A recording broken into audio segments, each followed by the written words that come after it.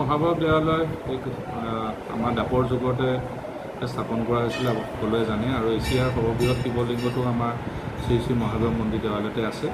আৰু এই পবিত্ৰ শাওণ মাহত প্ৰত্যেকটো সোমবাৰতে আমাৰ অজস্ৰ ভক্তপ্ৰাণ ৰাইজ সমগ্ৰ অসমৰ পৰা আহিছে। মই অলপ দিনৰ আগতে দেখিছোঁ অসমৰ বাহিৰৰ 2-4জন ভক্তপ্ৰাণ ৰাইজ ইয়ালৈ আহিছে। বলবম হিচাপে তেওঁলোকে ইয়াতে আহি সমাপন কৰিছে আৰু আমাৰ পৰিচালনা সমিতিৰ ফালৰ পৰা আমি সকলোৱে সহযোগিতা আগবঢ়াইছোঁ যাতে তীৰ্থযাত্ৰীসকলে কোনো ধৰণৰ অসুবিধাৰ সন্মুখীন হ'বলগীয়া নহয় আৰু এই পবিত্ৰ শাওণ মাহৰ এই সোমবাৰ দিনকেইটাত যাতে সকলো আমাৰ শিৱ বাবাৰ ভক্তসকল আহক আৰু আমাৰ শ্ৰীচৰণত বাবাৰ শ্ৰীচৰণত আহি আশীৰ্বাদ গ্ৰহণ কৰিব। নিশা ভাগতো